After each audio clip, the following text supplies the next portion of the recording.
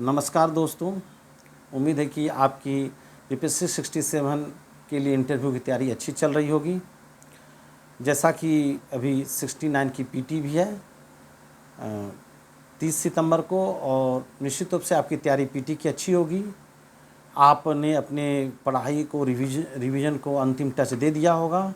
PT दे रहे सभी अभ्यर्थियों को, सभी छात्र छात्राओं को मेरी शुभकामनाएं। मैं ये जो वीडियो ला रहा हूँ स्पेशली बीपीएससी 67 के लिए जो इंटरव्यू चल रही है उसके लिए ला रहा हूँ। तो मैं इसके भाग एक मेरे YouTube channel Rakesh sir CSR classes के चैनल पे, यूट्यूब चैनल पे आप इंटरव्यू से संबंधित 67 के इंटरव्यू से संबंधित वीडियो को आप देख सकते हैं। भाग एक उस पर मौजूद है। आगे मैं बात करना चाह रहा हूँ कि इंटरव्यू के लिए आप कैसे करें, कैसे प्रिपेयर हों, कैसे अपने माइंड को सेट करें और किस प्रकार अपने तैयारी को बेहतर से बेहतर बनाएं। निश्चित रूप से मैं लगातार जो वीडियो के माध्यम से मैं आपसे बात करने की कोशिश कर रहा हूँ, अपने एक्सपीरियंस को साझा करने की कोशिश कर रहा हूँ। निश्चित रूप से आपको लाभ देगा। जो भी मैंने अब तक सैकड़ों छात्रों की जो इंटरव्यू मैंने लिए हैं वो उस सारे एक्सपीरियंस में आपके साथ इन अलग अलग वीडियो के माध्यम से शेयर करूंगा और आपको कहीं ना कहीं लाभ होंगे, जो दूरस्थ छात्रों हैं लाभ होंगे। तो बीपीएससी 67 के इंटरव्यू में पिछले वीडियो में मैंने कुछ इंटरव्यू के दौरान आप क्या करें, किस प्रकार से सोचें, किस प्रकार माइंड सेट करें, मैंने इस पर बातें की।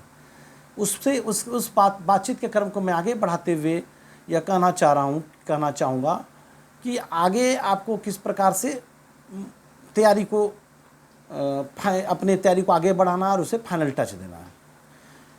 इंटरव्यू में अक्सर आपके सब्जेक्ट से सवाल पूछे जाते हैं, ऑप्शनल सब्जेक्ट के सवाल रहते हैं, जॉब से रिलेटेड सवाल रहते हैं, एडमिनिस्ट्रेटिव यानी प्रशासनिक पहलू से जुड़े सवाल रहते हैं, सिचुएशंस पे सवाल रहते हैं, बायोडाटा से सवाल रहते हैं, आपके district, Bihar, national international current से सवाल रहते हैं, कोई भी करंट जो लेटेस्ट करंट इशू है उस पर सवाल रहते हैं, डेली जो न्यूज़पेपर में जो मुद्दे आते हैं उस पर सवाल रहते हैं, पूछे जाते हैं। और सबसे बड़ी चीज़ है कि जो प्रतिदिन जो पेपर आप पढ़ते हैं, न्यूज़पेपर पढ़ते हैं, प्रतिदिन का जो डेली न्यूज़ है, कहीं ना कहीं उसी के इर्द गिर्द करंट के सवाल रहते हैं। इतने सारे सवाल रहते हैं। मैंने अभी भाग 1 में यह कहा कि इंटरव्यू कैसे, भाग 1 में मैंने यह कहा कि इंटरव्यू कैसे तैयारी करें और इंटरव्यू के दौरान आपको किस प्रकार अपने माइंड सेट को बनाना है। मैं माइंड सेट पर ही फोकस करना चाह रहा हूं कि माइंड सेट को कैसे तैयार करना है इंटरव्यू के लिए। मैंने पहले वीडियो में भी कहा था कि इंटरव्यू एक आपके कॉन्फिडेंस और विनम्रता का और व्यक्तित्व की जांच है। कहीं ना कहीं आपके कॉन्फिडेंस जो है इंटरव्यू को में आपके परफॉर्मेंस को बढ़ा देगा। तो सबसे पहले कि आप अपने इंटरव्यू को बेहतर करने के लिए कॉन्फिडेंस को बेहतर करें, अपने कॉन्फिडेंस को बनाए रखें कि मैं बेस्ट हूँ, मैं अच्छा हूँ। दूसरी चीज़ आपके अंदर जो होनी चाहिए, विनम्रता होनी चाहिए, धैर्य होनी चाहिए, स्पष्टता होनी चाहिए, क्लैरिटी होनी चाहिए, जो कि आप सामने वाले से आई टू आई कॉन्टैक्ट करके बेहतर तरीके से जवाब दे सके, विनम्र होकर जवाब दे सके। इतनी सारी चीज़ें होनी चाहिए। कहीं ना कहीं व्यक्तित्व परीक्षा में आपकी ज्ञान की परख पीटी और मेंस में हो चुकी है, मैं पहले बता चुका हूँ। आगे मैं बात करता हूँ कि आप कि कॉमन सवाल भी पूछे जाते हैं। मान लीजिए कि किसी का हिस्ट्री ऑप्शनल है या हिस्ट्री ग्रेजुएशन में है, तो ज़रूरी नहीं है कि जिन लड़कों का हिस्ट्री नहीं है उनसे हिस्ट्री के सवाल नहीं पूछे जाते। अक्सर हिस्ट्री, पॉलिटी, ज्योग्राफी और इकोनॉमी इसके सवाल कॉमन होते हैं, लगभग लोगों से पूछे जाते हैं, लगभग छात्रों से पूछे जाते हैं। इंटरव्यू के दौरान करंट के लगभग कॉमन सवाल पूछे जाते हैं, कॉमनली सभी छात्रों से पूछे जाते हैं। ये सारी चीज़ों को ध्यान में रखना है। यानी आपको तैयारी के करने के क्रम में सारी चीज़ों को कहीं ना कहीं तैयारी करने के क्रम में सारे पहलुओं पर ध्यान रखना है। कॉमन चीज़ बेसिकली आप अपने ऑप्शनल पेपर और जो आपका ग्रेजुएशन में सब्जेक्ट रहा है उसका बेहतर तरीके से तैयारी करें। आपने जो पोस्ट प्रेफरेंस दिया, एक बहुत महत्वपूर्ण पहलू है पोस्ट प्रेफरेंस देने के क्रम जो देते हैं, जो भी फर्स्ट या सेकेंड या थर्ड पोस्ट प्रेफरेंस है, उस पर बढ़िया से तैयारी कर ले, उसको देख रहे। मान लीजिए BAS दिया है, बिहार प्रशासनिक सर्विस दिया है आपने, तो बिहार प्रशासनिक सेवा के बारे में बेहतर तरीके से देख लें कि वो जॉब क्या है, किस प्रकार का जॉब है, उसकी हायरार्की क्या है, प्रशासनिक जॉब के दौरान उसकी हायरार्की क्या है, जॉब से जुड़े हुए जो सवाल हैं, उसके कार्यक्षेत्र हैं, उसकी जो उसका ड्यूटी है, जो उससे जुड़े हुए कर्तव्य हैं क्या हैं, वो सारे पहलुओं पर आप नज़र डोला लें। आपने पोस्ट प्रेफरेंस डीएसपी को दिया है फर्स्ट, तो क्यों दिया है, इसके सवाल आप तैयार कर ले। आपने अगर पोस्ट प्रेफरेंस में दिया कि डीएसपी फर्स्ट प्रेफरेंस दिया है, तो डीएसपी आप क्यों बनना चाहते हैं। कॉमन सवाल मैं अभी जो चर्चा करूँगा, मैं छोटे छोटे वीडियो बनाकर आपको डाल रहा हूँ, आप इसे लगातार देखते रहें। मैं लगातार अभी से इंटरव्यू तक वीडियो डालूंगा। 9 अक्टूबर से 20 अक्टूबर तक आपकी इंटरव्यू होने वाली है। मैं लगातार वीडियो डालता रहूँगा और आप इसका लाभ उठाते रहें। जिन्हें इंटरव्यू, मॉक इंटरव्यू अगर हम लोग मुझसे जुड़कर देना है, जिन्हें या हमारी मेरी टीम से जुड़कर देना है, वो ऑनलाइन और ऑफलाइन दे सकते हैं। ऑनलाइन ऑफलाइन दोनों मोड में मॉक इंटरव्यू चल रही है। ऑनलाइन जुड़कर दें या ऑफलाइन देना है, यहीं बोरिंग कैनाल रोड में ऑफलाइन भी हम लोगों ने अरेंज कर रखा है कि ऑफलाइन भी आप मॉक इंटरव्यू हमारे पास दे सकते हैं। ऑनलाइन तो चल रही है और ऑफलाइन भी चल रही है। तो मैं आगे बात कर रहा हूँ कि इंटरव्यू के दौरान के कॉमन सवाल जो पूछे जाते हैं। सबसे पहले कि आपने ऑप्शनल पेपर क्यों लिया। आपने इतिहास ऑप्शनल पेपर लिया, तो इतिहास ऑप्शनल पेपर आपने क्यों नहीं लिया। आपका ग्रेजुएशन यदि पॉलिटिकल साइंस है और ऑप्शनल इतिहास है, तो आपने पॉलिटिकल साइंस ऑप्शनल सब्जेक्ट के रूप में क्यों नहीं चुना, ये सवाल रहेंगे। अगर ऑप्शन इतिहास आपने ऑप्शनल पेपर के रूप में क्यों नहीं चुना, ये सवाल रह सकते हैं। इंजीनियरिंग आपका बैकग्राउंड है, अगर इंजीनियरिंग से आपने ग्रेजुएशन किया है, बीटेक किया है और आपने ऑप्शनल के रूप में ज्योग्राफी लिया है, तो पूछे जा सकते हैं कि आप इंजीनियरिंग क्षेत्र छोड़ के आप क्यों सिविल सर्विसेज में आना चाहते हैं। बिहार प्रशासनिक सेवा में आने के क्या कारण हैं। आप इंजीनियरिंग क्षेत्र में अच्छा करियर बना सकते थे, अपने देश के लिए अच्छा काम कर सकते थे। तो कहीं ना कहीं ये सारे सवाल पूछे जाते हैं। दूसरा कि आप क्यों सिर्फ प्रशासनिक सेवा में आना चाहती हैं, क्यों आप प्रशासनिक सेवा में आना चाह रहे हैं, बिहार के लिए आप क्या करेंगे। ये कॉमन सवाल की मैं चर्चा कर रहा हूँ। फिर आगे के वीडियो में स्पेसिफिक सब्जेक्ट, स्पेसिफिक पॉइंट्स या टॉपिक पर भी मैं बात करूँगा। ऑप्शनल्स पे, सब्जेक्ट्स पे या सिचुएशंस बेस्ड क्वेश्चन पर भी एक वीडियो रहेगा, जो सिर्फ सिचुएशन बेस्ड क्वेश्चन पर। एक वीडियो प्रशासनिक एडमिनिस्ट्रेटिव सवालों से जुड़ा हुआ जो सवाल रहते हैं, उस पर भी एक वीडियो मैं लाऊंगा। सारे को चीज़ों पर सब IR इंटरनेशनल रिलेशंस पर भी एक वीडियो लाऊंगा, जो इंटरव्यू के दौरान कैसे सवाल पूछे जाते हैं। उन विवादित प्रश्न जो कि विगत 6 मंथ में, हाल के समय में, महीनों में जो विवादित इश्यूज़ रहे हैं देश के नेशनल लेवल पे, इंटरनेशनल लेवल पे या बिहार लेवल पे, जो विवादित इशू रहे हैं, उस पर भी मैं एक अलग वीडियो लाऊंगा कि विवादित इशू पर आप कैसे जवाब दें, क्या राय बनाएं। एक बात मैं बता देना चाहता हूँ कि विवादित इशू पर आप ये चीज़ हमेशा ध्यान रखें कि आपको न सरकार के पक्ष में जवाब देना, न सरकार के विरोध में जवाब देना है। अक्सर कई बार आपको कहते सुनने मैं देखता हूं कि अक्सर लोग कहते हैं, या छात्र भी मुझसे कई कहें कि सर सरकार के विरोध में तो नहीं बोलूँगा, मैं सरकार के विरोध में तो नहीं बोलूँगा। आपको न सरकार के पक्ष में बोलना, न सरकार के विरोध में, न सरकार के हाँ में हाँ बोलना, न आपको सरकार का प्रवक्ता बनकर जवाब देना है। इंटरव्यू के दौरान आप जब जवाब दें तो सीधी सोचे कि आप फैक्ट को ध्यान में रखकर जवाब दें, कॉन्सेप्ट को ध्यान में रखकर जवाब दें।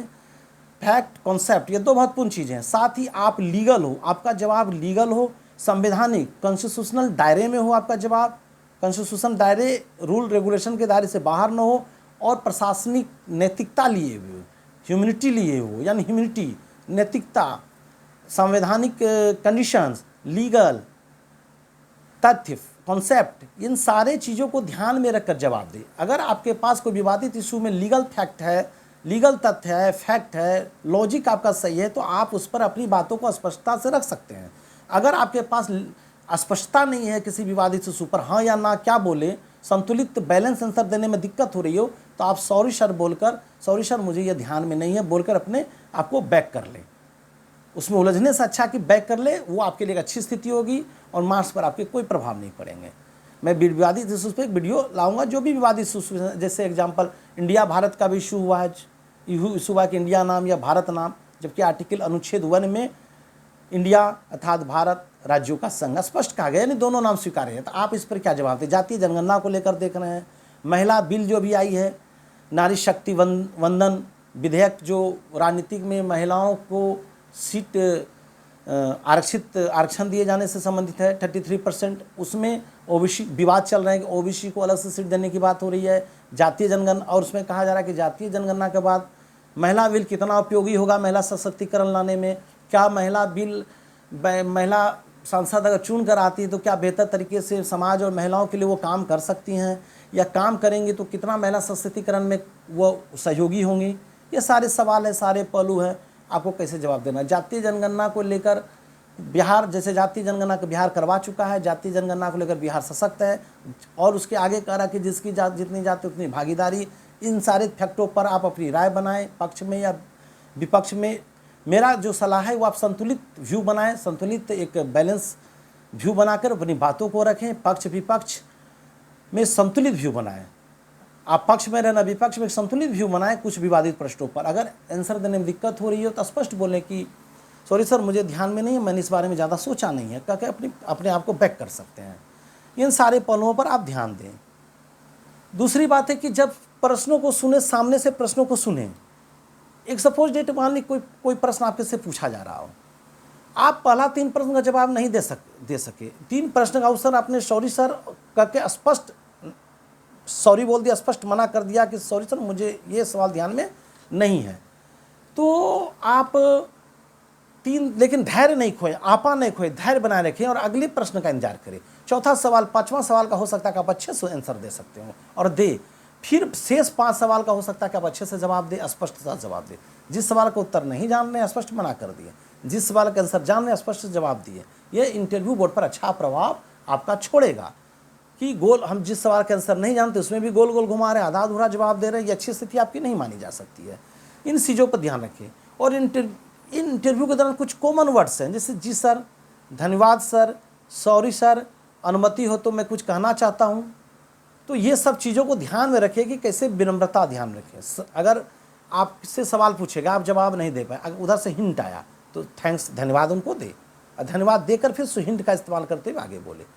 किसी चीज़ का सवाल पूछा गया, आप तत्काल जवाब नहीं दे पा रहे, लेकिन तुरंत भी ध्यान आ गया, या कोई डिस्कशन चल रहा है इंटरव्यू के दौरान, कुछ बातचीत होने लगी तो आपको ध्यान में आ गया तो सॉरी सर, या किसी सवाल का आंसर आप नहीं जान रहे हैं स्पष्ट, लेकिन आधा कुछ जान रहे हैं, तो बोल सकते सर मुझे पूरी तरह से यह बात ध्यान में तो नहीं है, इस प्रश्न का उत्तर मुझे पूरी तरह से, इस विषय के बारे में मुझे ध्यान में नहीं है, लेकिन आपकी अनुमति हो तो मैं कुछ बात आपसे कहना चाहता हूँ। फिर अनुमति मिलती है तो धन्यवाद बोलकर फिर अपने अनुमति के बाद धन्यवाद बोले, फिर उस सवाल का आंसर दें।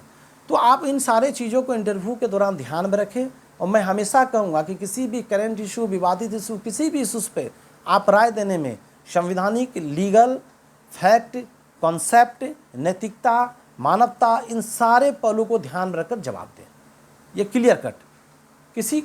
किसी विवादित इशू पर आप अपने पक्ष को लेकर एकदम मजबूत हैं, उसके समर्थन में आपके पास लॉजिक है, उसके समर्थन में आपके पास तर्क हैं, तो आप अपनी बातों को स्पष्टता से रख सकते हैं। आप मजबूत तर्क है तो रखिए। अगर मजबूत तर्क आपके पास किसी इशूज़ पे नहीं है तो आप प्रेम से सॉरी सर बोल के स्पष्टता के साथ उसे मना कर दें कि मुझे ध्यान में नहीं है।